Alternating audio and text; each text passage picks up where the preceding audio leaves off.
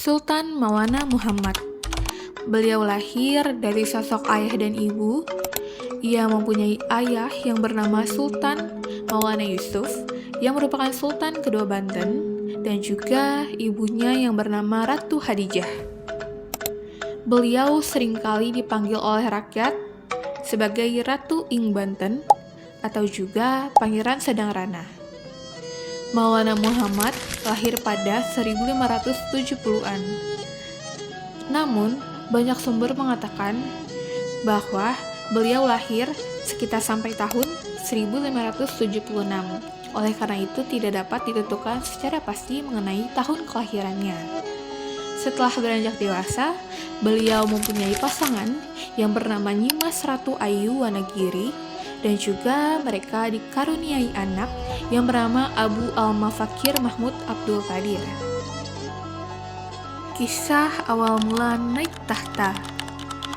Maulana Muhammad naik tahta pada usia sekitar 9 tahun setelah ayahandanya yaitu Maulana Yusuf wafat. Karena usianya yang masih belia, roda pemerintahan awalnya dijalankan oleh para tokoh lokal melalui semacam Dewan Wali Sultan. Mereka secara tegas menolak intervensi eksternal termasuk dari Pangeran Arya Jepara yang mencoba menawarkan dirinya sebagai wali. Dalam aspek spiritual dan juga pendidikan, Maulana Muhammad dikenal sebagai pribadi yang sangat religius.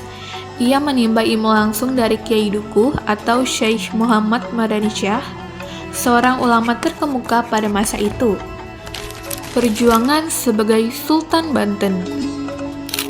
Setelah beranjak dewasa, Maulana Muhammad terkenal sebagai seorang yang saleh, mengutamakan adab dan juga ilmu, serta beliau memiliki semangat yang tinggi untuk menyebarluaskan agama Islam. Ia banyak mengarang kitab serta membangun sarana-sarana ibadah di desa-desa terpencil. Ia juga memperindah dan memperbaiki Masjid Agung agar tampak lebih indah.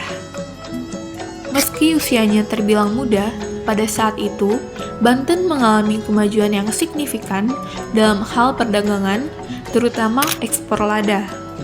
Perluasan wilayah di Kesultanan Banten diteruskan ke Sumatera, dengan fokus pada daerah penghasil lada seperti Lampung, Bengkulu, dan juga Palembang. Banten membuka diri terhadap kehadiran pedagang asing, termasuk dari India, Timur Tengah, dan juga Eropa. Perang pertempuran melawan Palembang. Masa pemerintahan Maulana Muhammad juga diwarnai dengan ambisi ekspansi militer. Salah satu peristiwa paling monumental adalah ekspedisi ke Palembang pada tahun 1596. Palembang, yang saat itu merupakan kerajaan yang strategis di Sumatera bagian selatan, dianggap sebagai wilayah penting secara ekonomi dan juga geopolitik. Selain sebagai pusat perdagangan, Palembang juga menjadi tempat yang potensial untuk perluasan pengaruh Islam dan jalur distribusi lada. Ekspedisi ini dipicu oleh keinginan Maulana Muhammad untuk menaklukkan daerah tersebut dan memperluas kekuasaan Banten. Namun, ekspedisi militer ini berakhir tragis.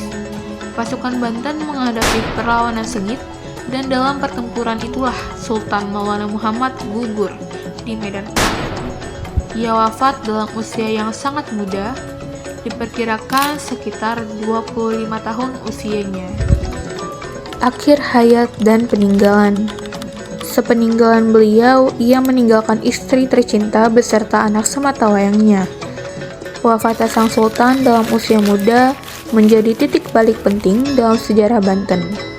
Meski ekspedisi ini gagal secara militer, semangat jihad dan juga idealisme perluasan Islam yang terkandung di dalamnya mempertegas karakter kepemimpinan Maulana Muhammad sebagai sultan yang tidak hanya berpikir dalam kerangka kekuasaan duniawi tetapi juga membawa misi keagamaan.